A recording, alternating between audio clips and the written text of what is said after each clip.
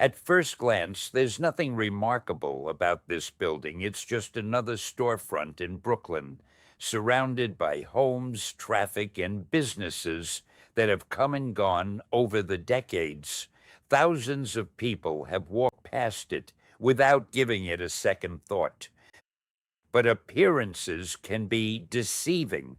During the 1970s and early 1980s, this unassuming neighborhood bar, the Gemini Lounge, became closely associated with one of New York's most feared organized crime crews. It served as a gathering place for members of Roy DeMeo's crew, a group linked by investigators to a long list of murders, auto theft rings, loan sharking, and other criminal enterprises. The Gemini Lounge has since become one of the most recognizable locations in Mafia history, not because of what customers saw inside, but because of what investigators spent years trying to uncover after the fact. When people discuss the DeMeo Crew, one name almost always dominates the conversation: Roy DeMeo. His rise through the Gambino crime family, his criminal operations, and his violent reputation have been documented for decades. Yet behind DeMeo stood a younger generation of associates who quietly earned his trust. Among them were Anthony Center and Joseph Testa. They weren't born into notoriety. They didn't begin as legendary mobsters. They started as two young men from Brooklyn whose friendship eventually drew them into one of the most violent organized crime crews in New York history. This documentary isn't simply about the crimes they were accused and convicted of, or the myths that have grown around the Gemini Lounge. It's about understanding how two ordinary young men became trusted members of Roy DeMeo's inner circle, and how their story became inseparable from one of the darkest chapters in the history of the American Mafia. To understand how that happened, we have to go back to Brooklyn in the late 1960s, long before the Gemini Lounge became infamous. To understand Anthony Center and Joseph Testa, you first have to understand the Brooklyn they grew up in. During the late 1960s and early 1970s, Brooklyn was a borough of tightly connected neighborhoods. Families often knew everyone on their block. Local businesses served the same customers for years, and reputation could carry as much weight as money. For many residents, organized crime wasn't an abstract idea confined to newspaper headlines. Mafia figures owned businesses, social clubs, restaurants, and construction companies. Some were seen as successful entrepreneurs who provided jobs, settled disputes, or quietly influenced life in the neighborhood.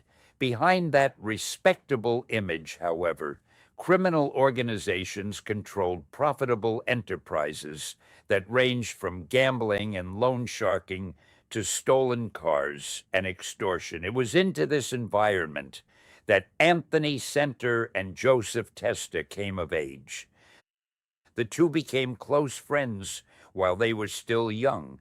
Like many teenagers searching for excitement and quick money, they drifted towards street crime. Police records and later court proceedings would connect them to offenses such as car theft and other property crimes during their early years. At that stage, they were not major figures in organized crime. They were ambitious young men operating on the edges of the criminal world, learning that stolen cars could bring fast cash, and that knowing the right people often mattered more than following the law. As their friendship grew stronger, so did their willingness to take greater risks. The streets of Brooklyn offered opportunities, but they also introduced young criminals to experienced figures who recognized potential. for those looking to move beyond petty theft. Organized crime promised money, protection, and a sense of belonging that ordinary jobs rarely offered. Anthony Center and Joseph Testa weren't born into the inner circle of the Mafia. They gradually moved closer to it, one decision, one connection, and one crime at a time. By the mid 1970s, their ambitions had outgrown street crime. The next step would bring them to a man whose name would become synonymous with one of the most feared crews in American Mafia history, Roy DeMeo. By the mid 1970s, Anthony Center and Joseph Testa had moved beyond petty crime. They were looking for opportunities that offered more money, more protection, and greater status within Brooklyn's criminal underworld. Those opportunities led them to one man, Roy DeMeo. To law enforcement, DeMeo was one of the most dangerous organized crime figures operating in New York. To many people who knew him personally, he appeared to be something entirely different. He was a businessman, a husband, a father, someone who owned and managed legitimate businesses while maintaining connections throughout Brooklyn's commercial world. But behind that public image, investigators believed DeMeo had built one of the most profitable and violent crews associated with the Gambino crime family. Although he was never formally inducted as a made member of the Mafia, DeMeo operated under Gambino Captain Nino Gaggi and became one of the family's highest-earning associates. Money was the measure of success, and DeMeo's crew generated plenty of it.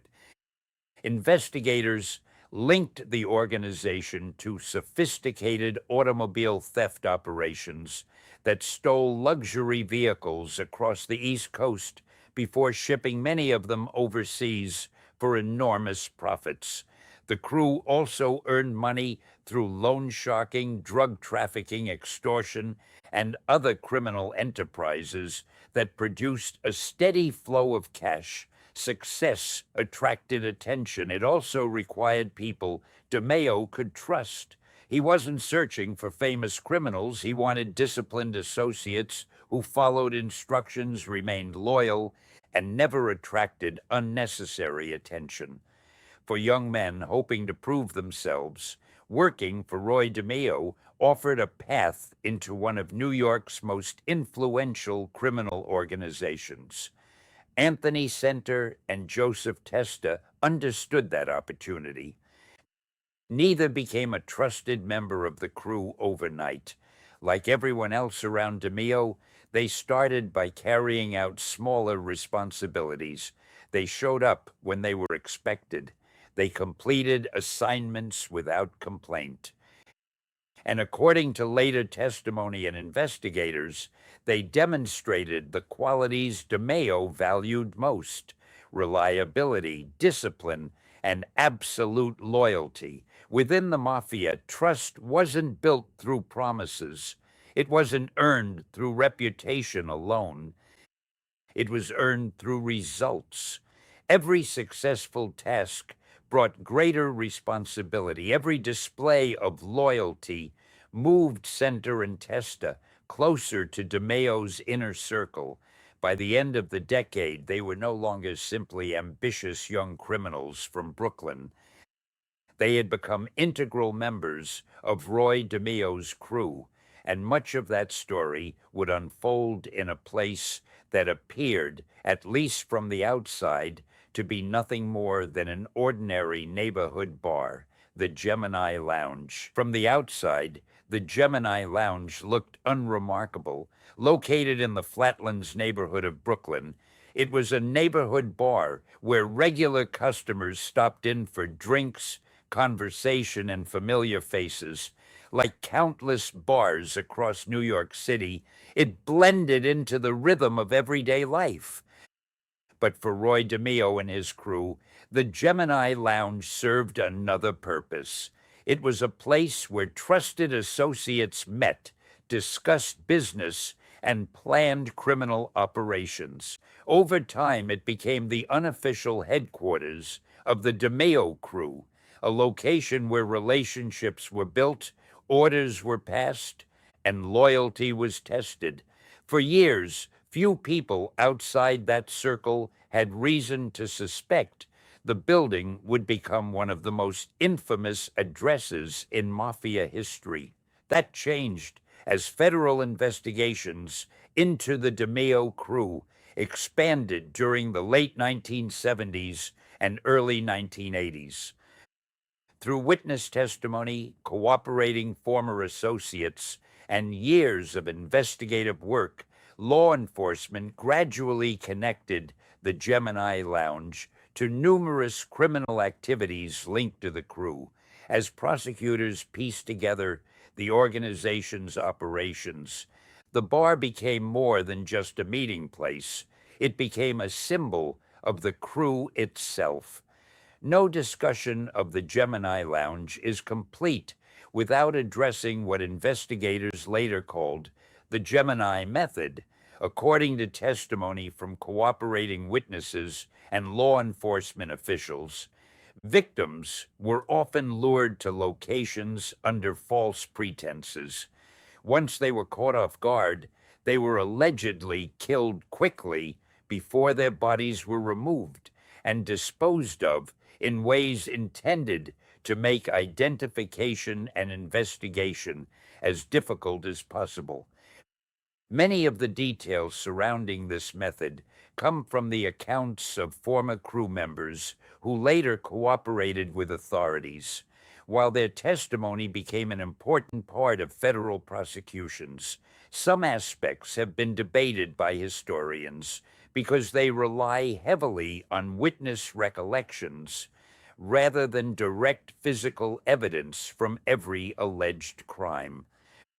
What is firmly documented is that investigators linked the DeMeo Crew to an extraordinary number of homicides, and that the Gemini Lounge became inseparable from those investigations. Over the decades, the building has taken on an almost mythical reputation. Books, documentaries, films, and countless articles have portrayed it as one of the darkest locations in American organized crime history. Separating fact from legend isn't always easy. Stories have grown with every retelling, and some details remain impossible to verify with certainty. Yet the building's place in Mafia history does not depend on myth alone. The investigations, court records, witness testimony, and convictions connected to the DeMeo Crew ensured that the Gemini Lounge would forever be remembered as far more than an ordinary neighborhood bar. For Anthony Center and Joseph Testa, however, it wasn't simply a notorious location. It was where they spent years earning Roy DeMeo's confidence. And before long, investigators would come to believe that they had become two of the crew's most trusted and most feared members. Today, the Gemini Lounge no longer serves the purpose that made it infamous. The conversations have long since ended. The people who once gathered there have disappeared into history, and the building itself has become just another part of the Brooklyn streetscape. To someone walking past, it's simply another old storefront. There are no signs explaining what once happened here, no memorials, no crowds of tourists, nothing to suggest that this ordinary corner became permanently linked to one of the most notorious organized crime crews in American history. Anthony Center and Joseph Testa didn't become infamous overnight. They were young men shaped by their surroundings, driven by ambition, and drawn into a criminal organization where loyalty was rewarded, silence was expected, and violence became a tool of business. Their story is not remarkable because they were born different. It's remarkable because it demonstrates how ordinary choices, repeated over time, can lead people into extraordinary criminal lives. The Gemini Lounge has become more than a building. It has become a symbol, a reminder that history's darkest chapters often unfold in places that appear completely ordinary. Long after the trials ended and the headlines faded, the name Gemini Lounge continues to stand as one of the most enduring symbols of organized crime in New York. Some buildings become famous because of the people who built them. Others become infamous because of the people who walked through their doors. The Gemini Lounge belongs to the second story. If you enjoyed this documentary and want to see more deeply researched stories about the American Mafia and organized crime, consider subscribing. Thank you for watching.